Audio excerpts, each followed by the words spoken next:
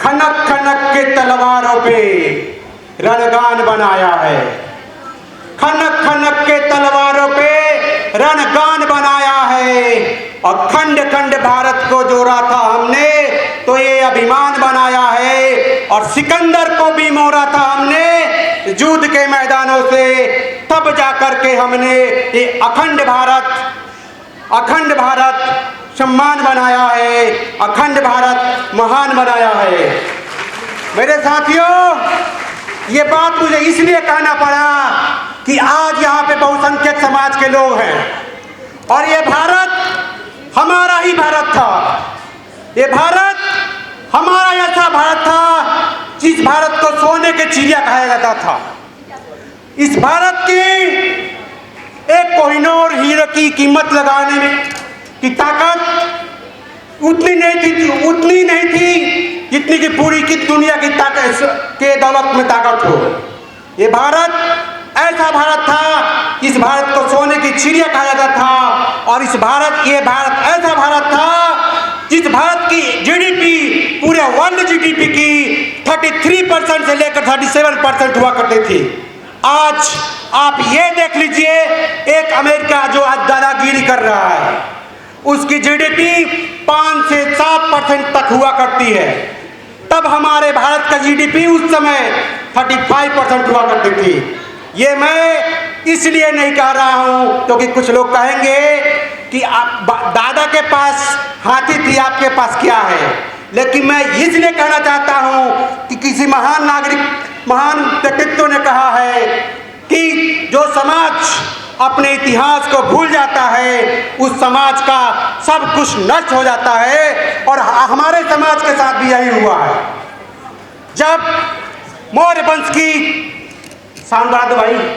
जब मौर्य वंश की बृहदत्त मौर्य की हत्या कर दी गई, उसके बाद भारत में बहुसंख्यकों को पढ़ने लिखने का अधिकार को समाप्त कर दिया गया। और आपको याद होगा बाबा साहब बोधिसत्व भीमराव अंबेडकर जी ने क्या कहा था। उन्होंने ये कहा था कि शिक्षा वो शेरनी का दूध है, जो पिएगा वही दहाड़ेगा। और इनको पता था कि वो शिक्षा को और शेरनी के दूध को इन्हें पिलाने नहीं देना है। इनको जब अपना अधिकार, तब ये पढ़ेंगे लिखेंगे, इनको अपना अधिकार पता चल जाएगा। और आज यही हो रहा है। आज फूले साहब ने, राष्ट्रपिता फूले साहब, राजमाता ज्योतिबा सावित्रीबाई फूले ने अपना सर्वस्व निछावर करके हम लोगों को पढ़ने का अधिकार दिलाया था। और आज हमारी माताएं यहाँ पे बहुत बड़ी संख्या में हैं। उस समय लेडीजों को और दलितों को पढ़ने का अधिकार नहीं था। उस सावित्रीबाई फूले ने, ज्योतिबा फूले ने अपने शरीर पे गोबर, कीचड़ और पत्थर खा करके आप लोगों को अधिकार दिलाया था। और आप लोग ये देख लीजिए, ये जीते भी महापुरुष का फोटो लगा हुआ है। इन्होंने अपना सर्वस्व निछावर कर दिया था। वो चाहते तो इस प्रकार के एसी में बैठ करके अपना भी इतना सक्षम थे कि अपना जीवन निर्वाह कर सकते थे। लेकिन उन्होंने हमारे लिए किया। तो हमारे समाज के लोगों का भी एक दायित्व बनता है। और बहुत सारे संगठन WTP के साथ, वी द पीपल के साथ और जय भीम और बहुत सारे संगठन यहाँ पे काम कर रहे हैं। सब लोग की समाज के लोग भी आए हुए हैं और अखंड भारत उत्थान महासंघ के भी लोग आए हुए हैं। तो मैं इन लोगों से आह्वान करता हूँ कि आज ये कॉन्स्टिट्यूशन क्लब का हॉल ये गवाह बनना चाहिए कि हम में बहुसंख्यकों को अपना अधिकार प्राप्त हो गया है। प्राप्त करने के लिए अब जागृति पैदा हो गई है। और ये जागृति यहाँ से निकल करके रोड पे जानी चाहिए कि आप लोग देख लीजिए, आपके बच्चे OBC, ST, SC के बच्चे जब स्कूलों में जाते हैं उनको रैगिंग किया जाता था। और रोहित बुमोला, पायल तवी जैसे होनहार बच्चे हमारे जो आकर के ऐसे मंचों पे आप लोग को जगाने का काम कर सकते थे, अफसर बन सकते थे, मंत्री बन सकते थे और यहाँ तक कि इस देश के प्रधानमंत्री भी बन सकते थे। उनको आगे बढ़ने नहीं दिया गया, उनका शोषण हुआ। तो मैं माताओं से हाथ जोड़ करके कहना चाहता हूँ कि आप लोग देख लीजिए, ये जनगणना जब तक आप मांग नहीं करेंगे नहीं होने वाला है। जब मांग किया गया, जब बिहार में जनगणना शुरू हुई, जब अन्य प्रदेशों में जनगणना शुरू हुई और मांग हुई, तभी ये मांग मिला। और आप लोग देख लीजिए, ये जो मनुवादी लोग हैं, ये आपको कुछ भी देने वाले नहीं हैं, क्योंकि आप देख लीजिए हर डिपार्टमेंट में, हर जगह पे इन्हीं का वर्चस्व है।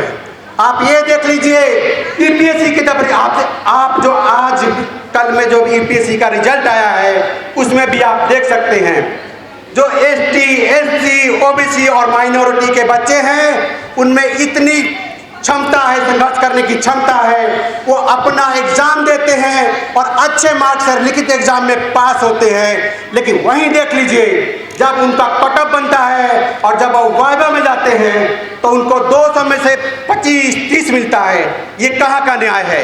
आप जो 1700-1600 में से बच्चा 85-99% ला सकता है, वो वाइवा में कहा जाता है।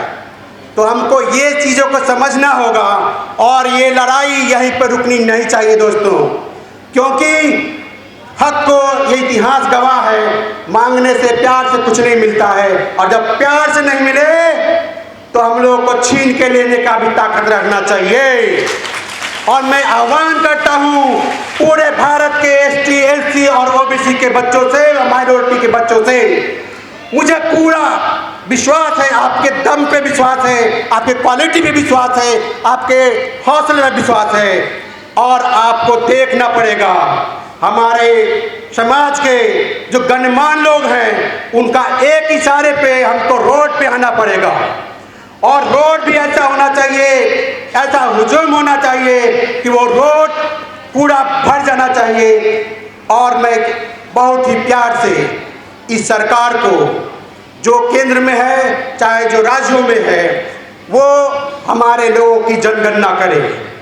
आप हमें बेवकूफ़ नहीं बना सकते हैं, क्योंकि जब आपके पास डाटा नहीं है तो आप नीति और नियति कैसे बनाएंगे?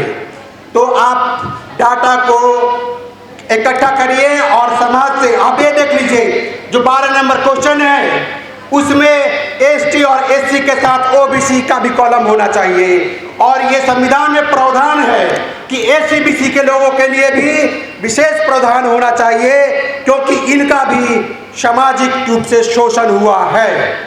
और ये कुछ लोग बहुत प्यार से हंसते हुए अटैच में बोलते हैं जब हमारे बच्चे जाते हैं कि कोटा से आए हो या कोठा से आए हो, तो यही जो बातें होती है हमारे बच्चों का मनोबल तोड़ती है। और जब तक हमें हमारा हक नहीं मिलेगा, हमें हमारा पूरा जिस संख्या में है वो नहीं मिलेगा, तब तक हमें रुकना नहीं चाहिए। और लास्ट में मैं बाबू जगदेव प्रसाद, जिन्होंने 90% के लिए गोलियां खाई थी और गोलियां खा करके अपना सर्वस्व न्यौछावर कर दिया था, उनका मैं नारा दूंगा, 100 में 90 शोषित है, 90 भाग हमारा है। बोलिएगा, 100 में 90 शोषित है, धन धरती और राजपाट पे 90 भाग हमारा है, 100 का शासन 90 पे नहीं चलेगा, नहीं चलेगा, 10 का शासन 90 पे नहीं चलेगा, नहीं चलेगा। और मैं सबसे एक संक्षेप में मांग करता हूँ सरकार से, हमें नहीं चाहिए भीख में आरक्षण और मुझे कुछ भी नहीं चाहिए, हमें तो वो चाहिए जो न्यायपूर्ण है। और ये आप दे दीजिए कि जिसकी जितनी संख्या भारी उसकी उतनी हिस्सेदारी।